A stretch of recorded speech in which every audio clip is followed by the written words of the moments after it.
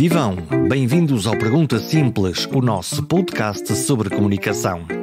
Nesta edição vamos fotografar o horror da guerra e vamos captar ao mesmo tempo a beleza das pessoas. Assim mesmo, se este episódio vos emocionar, e sei que vos vai emocionar, deixem um comentário na página perguntasimples.com, enviem uma mensagem ou partilhem com os vossos amigos. Este é um programa de degustação lenta, quase de contemplação. Vamos a isso?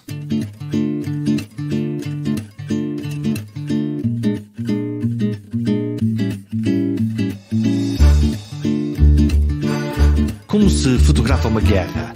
Era esta a minha pergunta iniciática para esta edição. Vários repórteres portugueses foram reportar a guerra da Ucrânia e todos nos mostraram o que viram. O que captaram com as suas câmaras, o que reportaram pela sua sensibilidade pessoal. Escolhi o jornalista, fotojornalista e repórter Rui Caria para viajar até à mais quente zona de conflito da Ucrânia, até ao Donbass, a região russófila que a Rússia reclama querer proteger, e em particular a cidade-chave de Severodonetsk. É o palco principal dos combates entre as tropas ucranianas e russas por esta altura. Provavelmente a segunda cidade mártir depois de Mariupol. Rui Caria esteve nesta cidade. Viveu, comeu, dormiu e fotografou.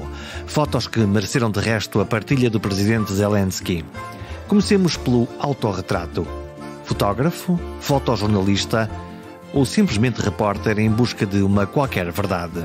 Epá, não estava à espera dessa. Boa tarde.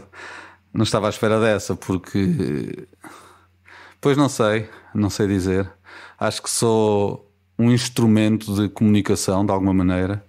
Tento ser um veículo de interpretação de factos, não da verdade, porque a verdade já não existe. É um erro teórico há muitos anos. Mas pelo menos da minha verdade e daquilo que eu vou vendo, e tento transmitir isso às pessoas, seja visualmente, seja escrito, seja falado, seja como for, é comunicar, e para mim é o mais importante, é conseguir comunicar, seja de que forma for. E é um bocado isso que eu faço. Agora não sei se é fotojornalismo, se é redação, se é locução, se é o quê, não sei. Nunca pensei muito nisso, na verdade. Tu decidiste ir à Ucrânia, de resto ir à Ucrânia e voltar à Ucrânia, por duas vezes, foste e vieste e depois voltaste outra vez à Ucrânia. O que é que te motivou? O que é que te fez ir ver a guerra? Se eu disser que não sei, nunca me comprometo. Mas, e não sei na verdade, foi trabalho que fui fazer. Fui fotografar, em princípio, mas depois comecei também a produzir alguns trabalhos para a SIC. Já tenho uma relação com a SIC há 16 anos de correspondente, mas não fui de propósito pela SIC a primeira vez, a segunda já foi diferente. Mas há um impulso, há um ímpeto para ir. Isso está explicado em alguns livros, algumas leituras que se podem fazer sobre a necessidade dos jornalistas irem à guerra. É quase inerente à profissão. Ninguém sabe muito bem explicar porquê. E não é só a adrenalina, as pessoas falam muito da adrenalina. A adrenalina, presumo que se consegue ir buscar outros sítios mais perto e também mais barato. Não é preciso. Uma montanha-russa pode dar o mesmo nível de adrenalina em termos hormonais, digo eu, do que andar a fugir dos morteiros, e sai mais barato e dá menos trabalho, etc. Mas este impulso, este ímpeto de ir atrás daquilo que a humanidade está a produzir, e isto não é bom nem é mau, é o que é. São produções humanas, não são. E é isso que custa também ver na guerra, é assumir que isto é feito por alguém, que não há um Deus, digamos assim, acreditemos ou não há uma força sobrenatural a produzir isto, é produzido por homens, por pessoas, e isso confunde-nos mais um pouco, porque achamos a dada altura que se houvesse uma decisão acertada, aquilo parava hoje. E uma catástrofe não, um vendaval ou um terremoto ou um furacão param quando param, não há intervenção humana, e nisto poderia haver, e é isso que faz mais confusão, e não sei se é por isso que vamos também atrás destas coisas, tentar perceber onde é que estamos colocados, onde é que os humanos se colocam nestas decisões, nesta guerra. não há uma resposta objetiva para isso, é tudo muito subjetivo, é tudo muito, tem a ver com cada um e com cada qual. Há colegas meus que nunca iriam, porque falei com alguns e nunca iriam para a guerra, uns falam em coragem, outros falam em não sei o quê. Mas acho que aqui a coragem é um bocado posta de lado, isto é mais uma opção de se ir à procura de alguma coisa. Ninguém pensa que vai para a guerra a pensar que vai morrer e a pensar que vai... há pensamentos que temos quando vamos para lá, de ansiedade e já sabemos que as viagens vão ser muito duras, porque a viagem é um tormento absoluto e prepara-nos logo para o que depois vamos ver, que é tudo mais ou menos ao mesmo nível de dificuldade. Tu tiveste medo quando lá estiveste? Temos sempre que ter medo, que o medo é que nos salva. A dada altura, se não tivermos medo, morremos rapidamente. O medo é talvez uma das características dos sentimentos, não sei, ou instinto. Talvez seja mais instinto, talvez os mais importantes, não é? O egoísmo e o medo aqui, eu quero-me salvar a mim. Isso, claro que é importante. Claro que tivemos medo, acho que temos medo naturalmente. Eu acho que as pessoas que não estão na guerra estão com medo também. O que é que trazes da Ucrânia? Eu não trago mais da Ucrânia do que trouxe do Mediterrâneo Central quando lá estive também com os migrantes. De outros trabalhos que fiz também em ambientes hostis, não trago muito mais. Trago a mais certeza que temos uma tendência gigante para a estupidez. Isso é uma das coisas que trago. É esse conhecimento daquilo que a guerra é capaz de produzir, que os humanos são capazes que os homens e as mulheres, enfim, aqui homens com o H gigante, são capazes de produzir. E é isso que se traz da guerra, é assumir que as coisas são assim e que existem e que não estão assim tão longe.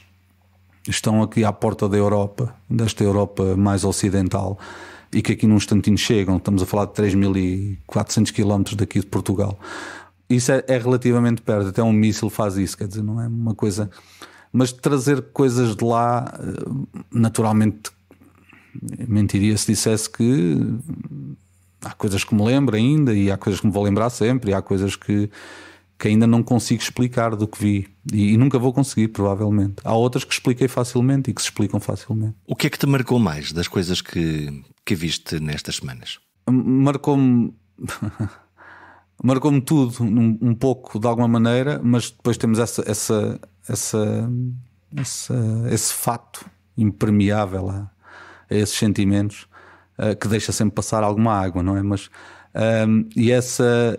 há coisas que naturalmente marcam, mas há uma coisa que me marcou especialmente e que é perfeitamente estúpida e que eu não sei se isto se deveria dizer, mas no primeiro mês há um gato que passa por mim a arder. E eu tenho 2 gatos e como eu não gostava nada de gatos há 5 anos, há 6 anos, não gostava nada no sentido, o gato estava bem em casa do vizinho, não era na minha, era nesse sentido, não. E um dia um gato entrou-me em casa e ficamos apaixonados. Eu fiquei apaixonado por ele, ainda não sei se ele está apaixonado por mim. E entretanto, no dia dos meus anos, o ano passado, aparece-me outro. Então tenho um gato branco e um gato preto, é o preto e branco. E agora estou perfeitamente apaixonado pelos gatos. Tenho uma relação bastante curiosa, porque é do não querer ao querer. E quando vi aquele gato passar por mim em Saltivka, numa zona muito fustigada de Kharkiv, foi aí que realizei que os bichos não têm culpa de nada e também sofrem. Quer dizer, é evidente que as pessoas primeiro e tudo isso, sabemos isso tudo, isso está, enfim, é da moral e dos bons costumes. Mas eu escrevi a dada altura, não sei aonde, uma micro-reflexão sobre isto, em que diz: os gatos não fazem mísseis. E não, são os homens que fazem. Os animais são apanhados no meio disto tudo. Também estive num jardim zoológico. Os animais estavam completamente assustados, escondidos dentro dos jardins. Eu acho que já é mau haver jardins zoológicos, mas isto é outra discussão. Mas ainda dentro do jardim zoológico, que já será uma prisão, estarem dentro do edifício serão 2 prisões. E isso afetou-me, essa imagem do gato. E não foi pensado, não me afetou de forma, não fui refletido sobre aquilo que vi, foi reativo. Eu vi o gato a passar por mim a arder e aquilo afligiu-me bastante, e eu tive de parar o que estava a fazer para retomar para a alma voltar a mim e conseguir estar ali, porque é aí que se percebe que a guerra é um mal, é uma coisa completamente anacrónica, não é deste tempo, não é do século XXI. Parece coisa de crianças más, coisa de bullying. é absolutamente incrível perceber o que se passa ali estando lá. É isso que é. E é isso que se traz. O que se traz é isso, é essa percepção de aquilo que está a acontecer está mesmo a acontecer. Não é algo que estejamos a ver ao longe na televisão. E faz muita diferença ver na televisão. Vamos a 2 fotos que tu tiraste. Não sei se são as melhores, não sei se são as piores, não sei se são as tuas preferidas, mas foram as fotos que o presidente da Ucrânia, Zelensky, escolheu para partilhar no seu feed, no seu Instagram. Uma delas é uma foto de uma cave, aparentemente é uma cave em Kharkiv, com 2 crianças na cave, com meio luz, meio sombra. Conta-nos esta fotografia, para quem ainda não a viu e que a vai agora ver seguramente, já a seguir, ou enquanto estiver a ouvir esta nossa conversa. Pois essas 2 fotos foram as primeiras que foram partilhadas no Instagram do presidente ucraniano. Já foram mais 4 ou 5 ou 6, não sei. Ele foi sempre partilhando. Ele, enfim, não podemos pensar que é ele, naturalmente é a equipa de marketing. Mas de qualquer maneira eles descobrem alguns fotógrafos e vão partilhando o trabalho. E essas foram as primeiras. E essas meninas na cave que brincam com um gato pequenino, lá está. E enfim, vivem numa cave. E uma delas esteve, a mais velha, esteve quase 60 dias sem ir à rua. E curiosamente no dia em que lá fomos, ela tinha começado a ir à rua no dia antes, tinha começado a ver o sol no dia antes. Ela não passava da escadaria da cave para cima, de meia escada da cave ela não fazia, porque começava a haver luz e ela não queria, percebia que era a rua e não queria ir à rua.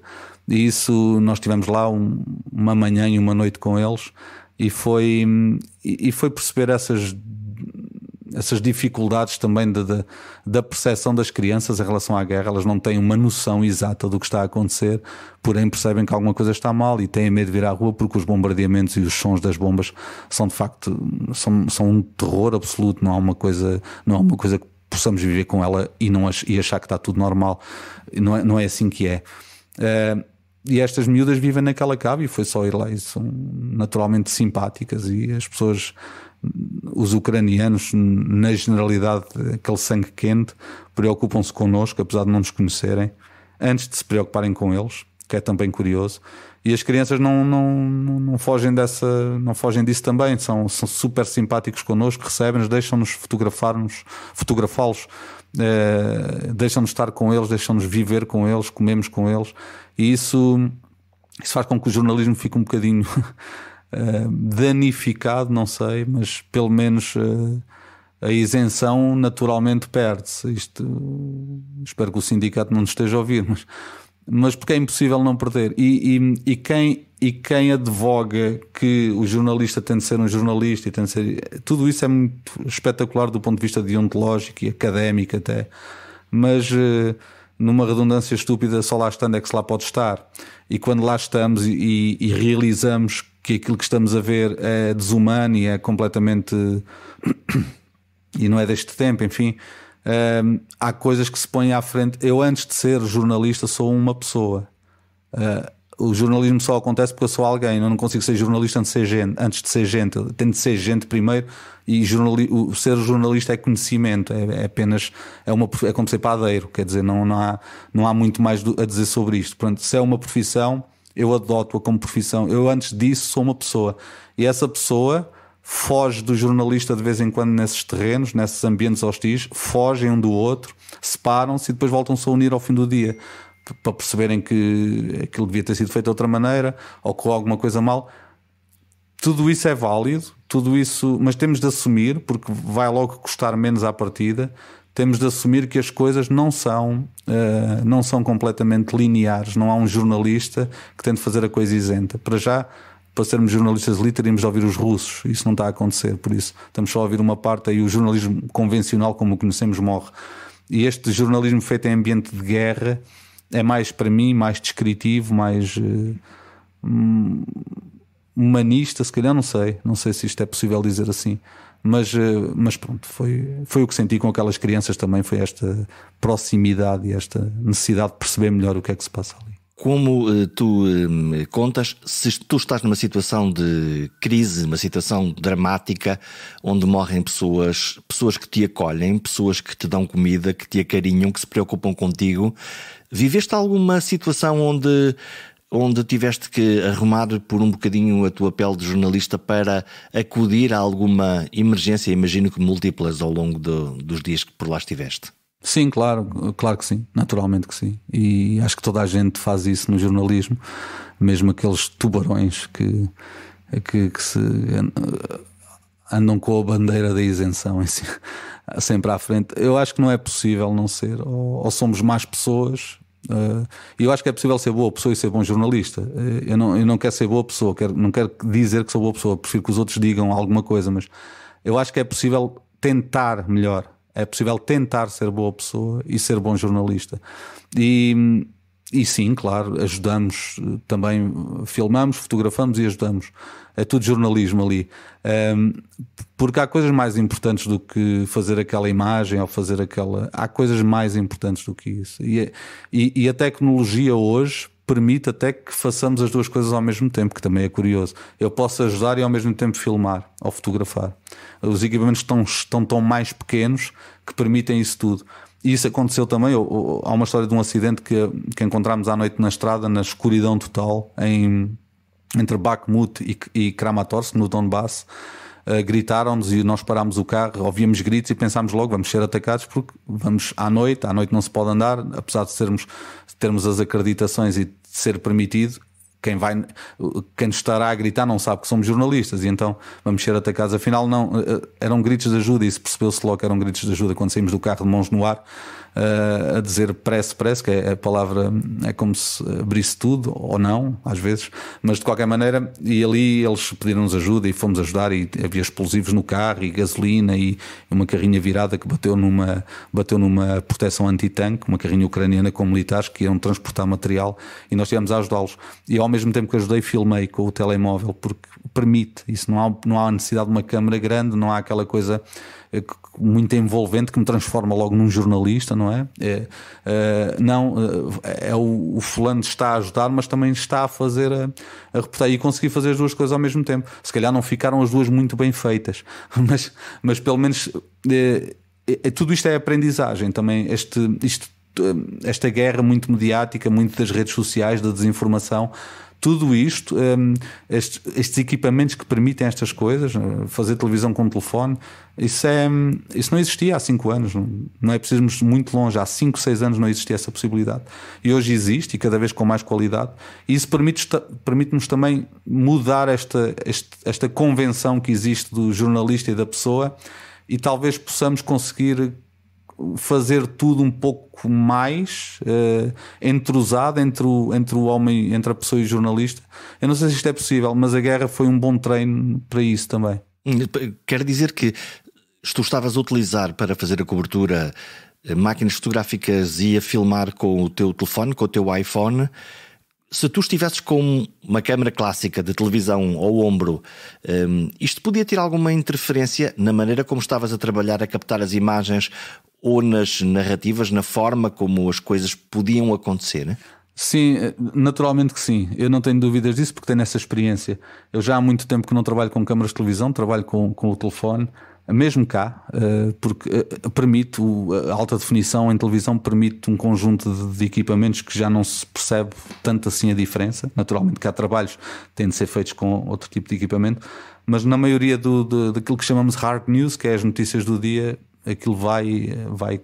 Agora, essa questão da câmara ser invasiva, a câmara grande ser mais invasiva e mudar a narrativa de quem está a ser filmado, claro que sim, a câmara grande faz com que a história se desenrola à frente dela, e um telefone ou uma câmara pequenina que não se perceba conta a história que se está a desenrolar à frente dele.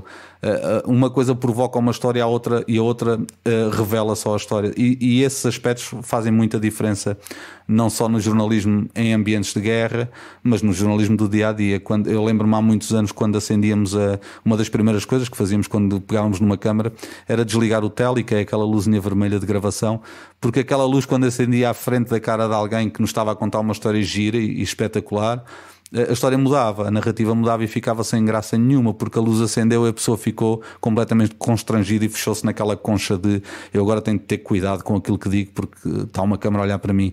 Antes também estava, só que a luz dizia que não estava ainda. E era a primeira coisa que desligávamos, era essa luz. Desligava-se num botãozinho e depois as pessoas nunca sabiam se aquilo estava.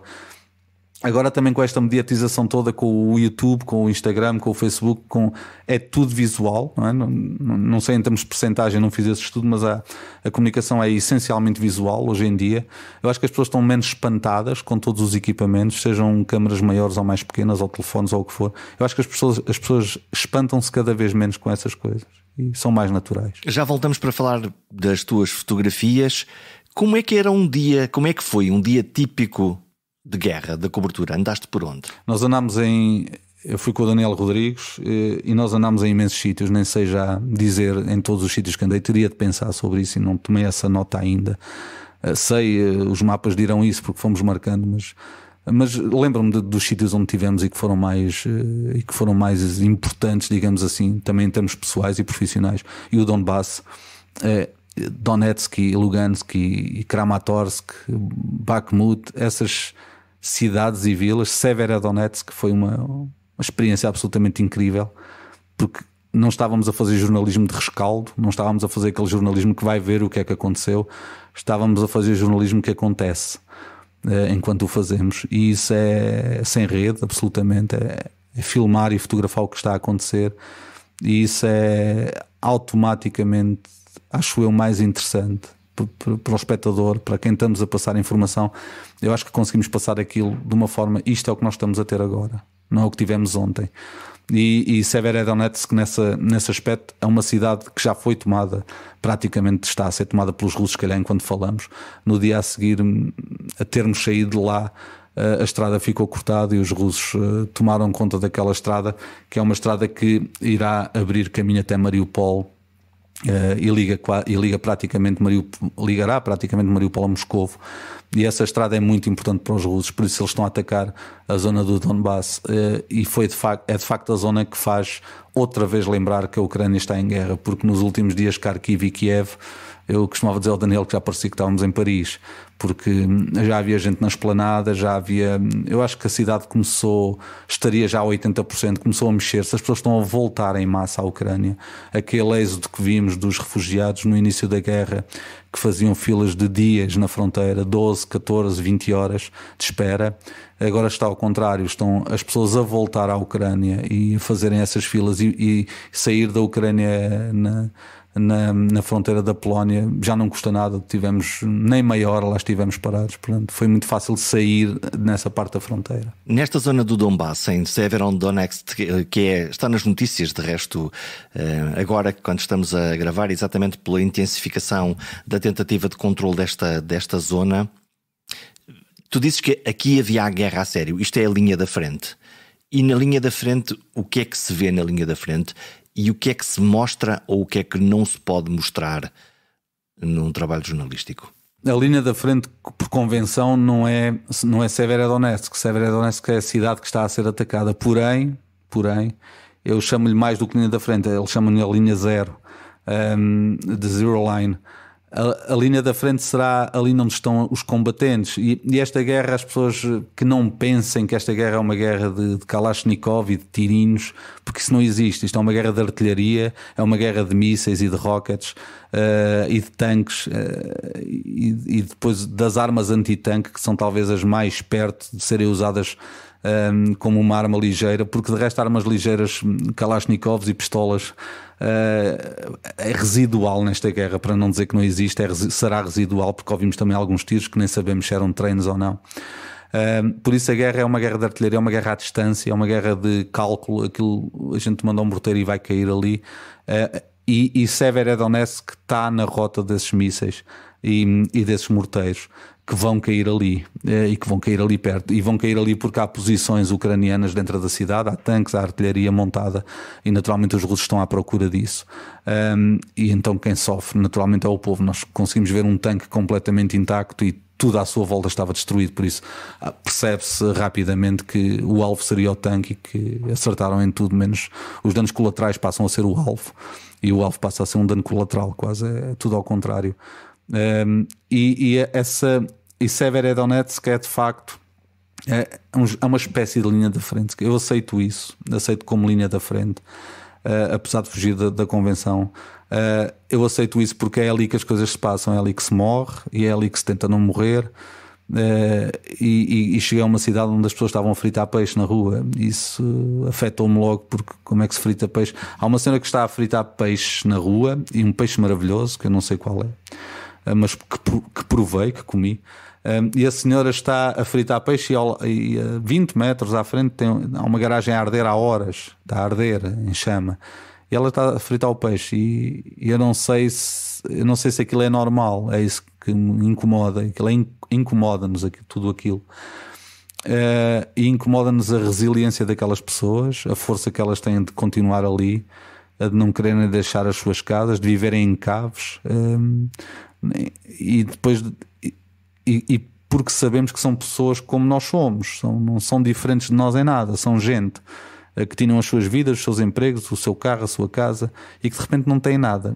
E apesar disso também não reclamam. Ou seja, não é não reclamam, elas reclamam com certeza, mas não há aquele choradinho, aquela coisa lamecha não há isso. Há um aceitar e um dizer que vamos reconstruir tudo outra vez e vai ficar melhor do que estava. É sempre essa conversa, é sempre essa. Não há uma lamúria, há uma resiliência, uma resistência e uma vontade de continuar? É isso que vemos ali, é essa vontade de continuar. E isso é, naturalmente, eu estou generalizado com aquilo que vi. Naturalmente deve haver gente que reclama a toda a hora e que vai chorar para a rua, etc. Mas na generalidade do que vi, e só posso falar do que eu vi, e não me parecia que tivessem a fingir, quer dizer, eu acho que é resiliência mesmo, é levantar do nada e reconstruir outra vez. Levantar não é do nada, é do abaixo de nada, que é perder. Há pessoas que perderam tudo completamente e depois juntam-se em famílias improvisadas. Aquele prédio todo deixa de haver várias famílias no prédio para haver uma. E essa família é que lá vai fritar o peixe para o almoço e vai fazer o pão e oferece a toda a gente que chega, e toda a gente que chega somos nós, não chegou lá mais ninguém nesse dia. E com mísseis a passar por cima da cabeça, e de 30 em 30 segundos fugiam para dentro da cave, iam lá fora, mexiam, viravam o peixe, fugiam para a cave porque vinha um míssil aí. Isso é viver. Eu não sei muito bem explicar. Enfim, não é esquisito. É uma coisa que eu pensava muitas vezes que há tanta gente que deveria ver isto. Só ver. E gente que nós conhecemos, que inclusivamente que aparece na televisão e que aparecem com opiniões.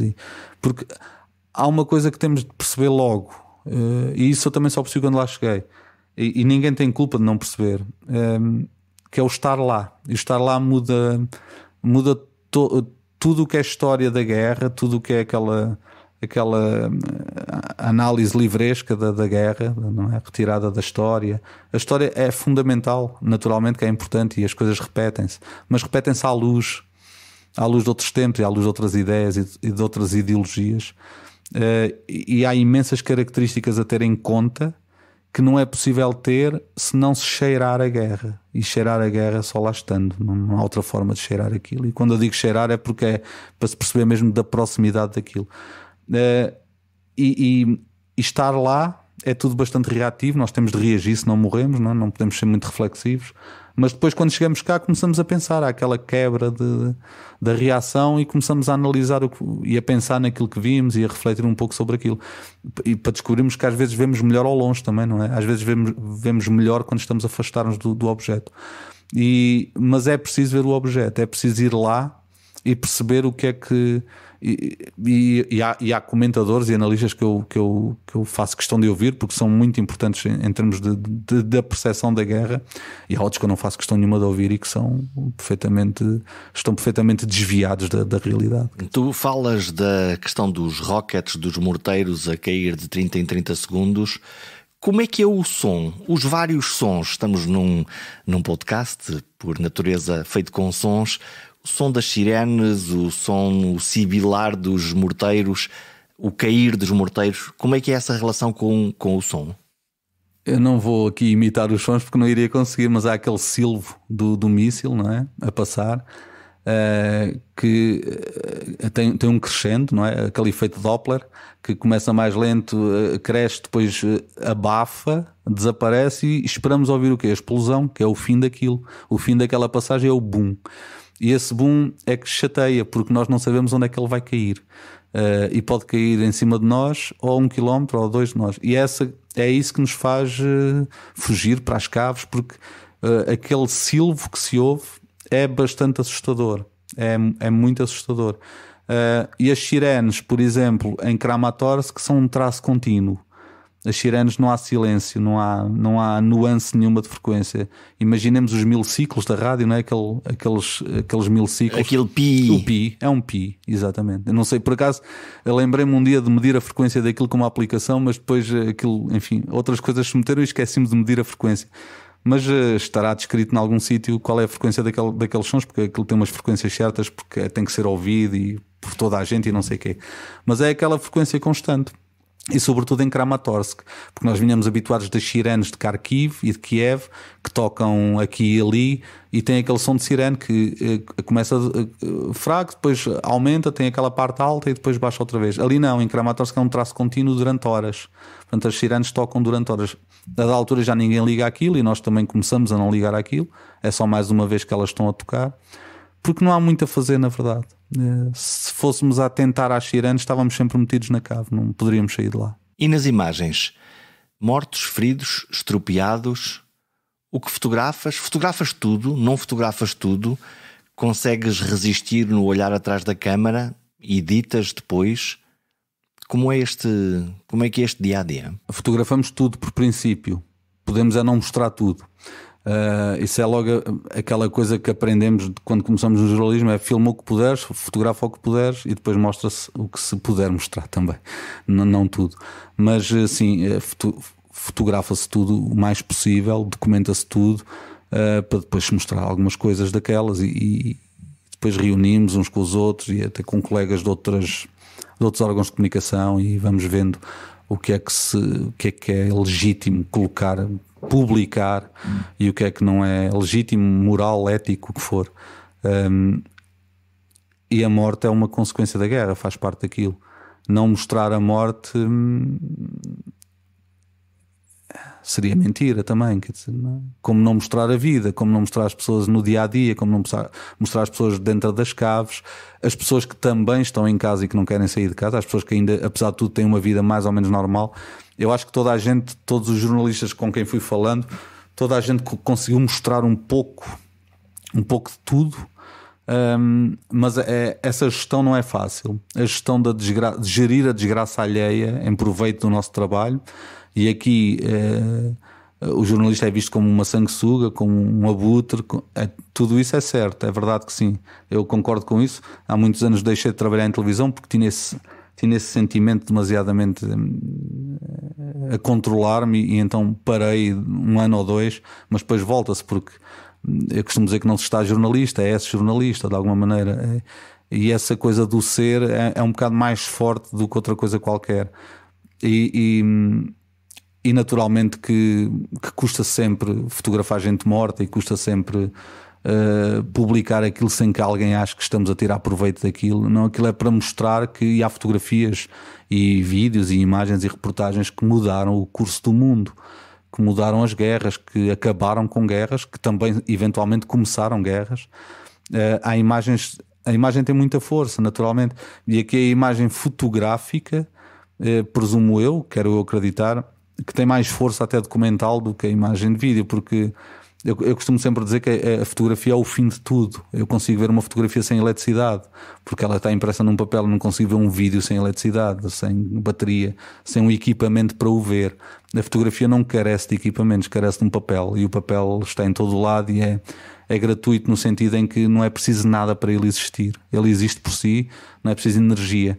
E a fotografia, enquanto se o mundo acabasse amanhã, sobravam, em termos de representação da humanidade, sobravam as imagens no papel, sobravam fotografias, não sobrava mais nada. O que é que define uma boa fotografia? Ou uma boa fotografia é uma fotografia crua ou é uma fotografia metáfora, onde lá encontramos mais coisas? Eu acho que uma boa fotografia é aquela que alguém viu e lhe disse alguma coisa. Não há boas fotografias per si, como não há fotos que se vendem a 12 milhões de euros e a 4 milhões. A foto não tem esse valor inerente. A foto tem o valor que alguém lhe quer dar.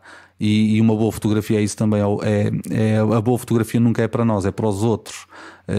Eu acho que para mim uma boa fotografia pode não ser uma boa fotografia para ti. Porém depois há aquelas que são as consentâneas, que toda a gente acha que são boas. Boas no sentido também talvez metafórico, como referes, e bem. Também no sentido objetivo, de mostrar logo. Eu pessoalmente gosto mais de procurar as imagens que colocam mais questões do que respostas. São mais as imagens que me importam ter, é as que abrem mais perguntas do que as que respondem a alguma coisa. Nem sempre se consegue, isso é um trabalho diário de treino e de se conseguir chegar a isso, e também nem todos os assuntos permitem isso. Mas não existe para mim, né, esse conceito da boa fotografia. Eu acho que há um conjunto de coisas que têm de haver na fotografia, há as regras, não é? E depois eu acho que é ao contrário. Para haver uma boa fotografia, ela tem de ser boa. Isto é estúpido dizer isto assim, mas não me importa de dizer. Se calhar tem de ter charme. Há um amigo meu que diz que a fotografia tem de ter charme. Tudo isto é aceitável, tudo isto é interessante, até do ponto de vista, é quase romântico, não é? A coisa da fotografia. E a fotografia passa por isso, passa por esse imaginário de um certo romantismo, de um certo preto e branco. Lá está, o preto e branco que nasce de uma anomalia porque não era possível cor, então fotografou-se a preto e branco durante anos, e de repente uma coisa que é uma anomalia passa a ser uma arte, passa a ser quase considerada arte. E isso é estranho, em termos de pensamento é muito curioso, porque uma anomalia provoca uma coisa espetacular passado muitos anos.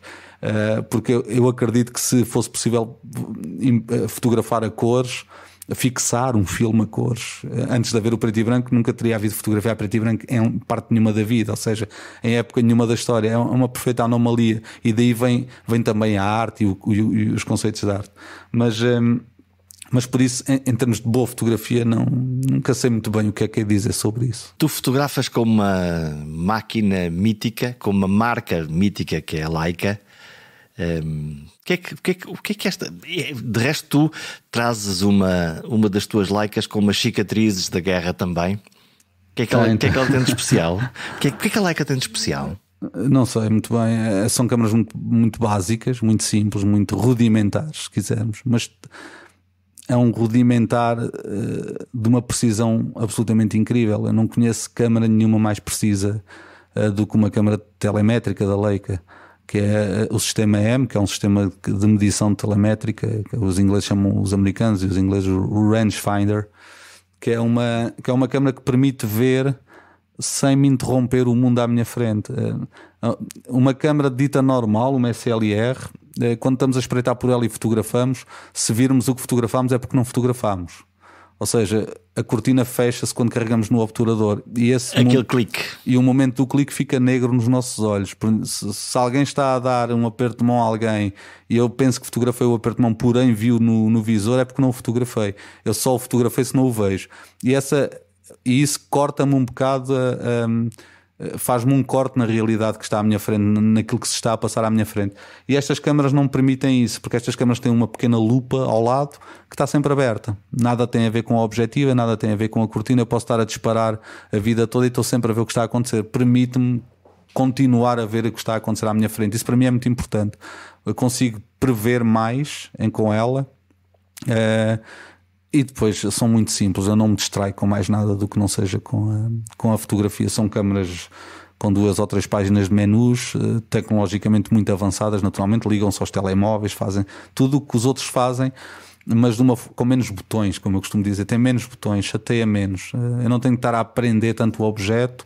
É tudo mais intuitivo, é tudo mais, faz tudo mais parte do mesmo sistema, e isso importa-me, e estas câmaras permitem-me isso. É só... Uma das fotografias que tu fizeste, também partilhada, é a rapariga de amarelo. uma rapariga que aparece no meio da destruição. Andar de bicicleta? Andar de bicicleta em Trostianets, a 100 km de Kharkiv, o mês passado. Pois eu coloquei-me naquele ponto para fotografar quem passasse ali naquela... Aquilo faz um género de framing, de contorno, dentro de um carro completamente destruído, uma carrinha militar completamente destruída. E eu pensei, vou-me posicionar aqui 1 minuto ou 2 e vou ver quem é que passa e como é que isto resulta. E de repente passa-me aquela miúda de amarelo e naturalmente que eu fotografei e vi logo que a foto era interessante por causa da cor, porque a cor, aquela cor no meio daquilo tudo fazia um contraste curioso. E depois a partir daí as pessoas acham o que acharem daquela fotografia, lá está. Para alguns será uma metáfora, para alguns será apenas uma miúda de bicicleta. Uns veem paz, outros veem esperança, outros veem simplesmente amarelo. Se aquela foto for a preto e branco, desaparece um conjunto destas coisas que estamos a falar, não é? E por isso, enfim, é uma fotografia que eu cromaticamente acho interessante. Estamos praticamente a fechar, Rui. Vou espreitar o teu Instagram e vou sair da guerra. Aparece uma fotografia com um rapaz e uma rapariga. Teus filhos, imagino. Não são os teus filhos. Podiam ser os teus filhos. Podem ser os nossos filhos. Tenho um filho mais velho do que esses dois. Esses dois juntos não fazem a idade do meu, por isso não, são os filhos de uma amiga minha. É um rapaz e uma rapariga. Sim. A foto da rapariga, as fotos das raparigas ou das mulheres são sempre as fotos das mulheres e a legenda é para mim muito significativa. Escrita por ti. Já não me lembro o que escrevi. A beleza impõe-se sempre. É possível. Eu devo ter escrito isso em alguma depressão. não sou muito dado a depressões, na verdade. Não, mas a beleza impõe-se sempre, é o que eu acho. É o que eu acho. E essa foto que estamos a falar da miúda de amarelo, se não resultar em mais nada, resulta se calhar em beleza cromática, em beleza de contraste, em beleza de composição da fotografia, que eu também acho que é uma coisa arriscada de falar em composição na fotografia. Não acho que exista assim tanto quanto isso, porque a composição é mais da pintura. Eu escolho o que ponho na tela e na fotografia, a fotografia escolhe-me a mim, não? Mas o resultado de composição dessa fotografia talvez seja só mesmo, para mim, beleza, para quem vê, tristeza, mas acho que se não for mais nada, a beleza já conta. E a beleza impõe-se sempre. E aqui a beleza não é do bonitinho, a beleza é um conjunto. Acho que se percebe nessa frase também esse conceito de beleza bastante mais alargado. Ainda vais voltar ou queres voltar à Ucrânia? E quando? Não quero voltar, mas vou voltar. Por isso acho que respondo à pergunta. Não sei. Agora preciso de parar um pouco. Estou a escrever também uma tese e preciso de parar um pouco para acabá-la e para dar fim àquilo, sobre comunicação, naturalmente. E quero parar por causa disso. Por isso, talvez depois do verão ou coisa assim parecida, vamos ver. Eu gostava de já não precisar de ir, na verdade. Mas a primeira vez que lá estive, eu sei que já estamos a acabar, mas só para dizer isto, porque não sei se é curioso, pelo menos, porque falei com muita gente e muita gente sentiu isto. Ficamos com a sensação da primeira vez em março e abril, e por isso voltámos também.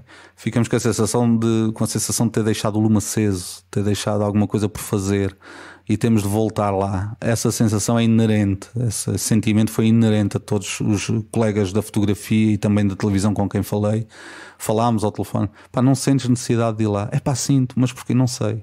Ninguém sabia muito bem explicar porquê.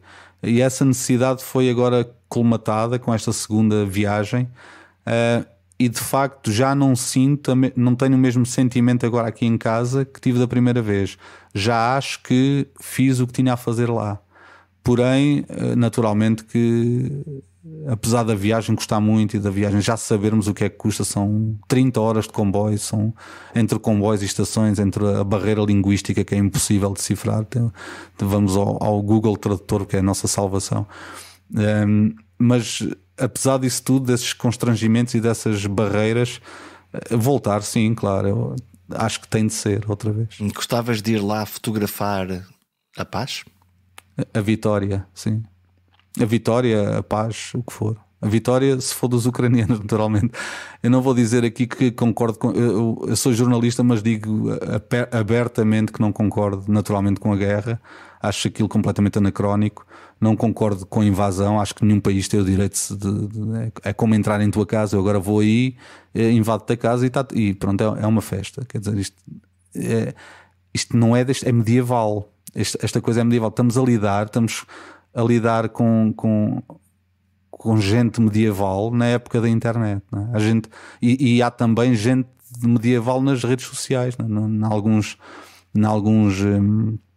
algumas opiniões que dão, é gente medieval com um computador, que é uma imagem curiosa, o Neandertal na gruta com o computador disponível, e depois gera-se esta intifada de palavras que às vezes ninguém sabe muito bem porque é que disse aquilo. Outros é só para chatear, e outros são robôs. Há pessoas que são robôs a escrever que não sabem porque é que escreveram. E tudo isso afeta imenso, acho que afeta as outras pessoas, afeta a elas próprias, as que produzem isso. São muito poucas, felizmente. Eu acho que as pessoas estão genericamente contra a guerra, não estão a favor. E eu naturalmente gostava de voltar à Ucrânia para ver aquilo em paz. A atração pela guerra é histórica na vida dos grandes repórteres mundiais. E ir ver a humanidade no seu extremo, na confluência entre a vida e a morte. Tudo isto está expresso nas fotografias e reportagens de Rui Caria, um dos olhares portugueses sobre o regresso da guerra à Europa. Até para a semana.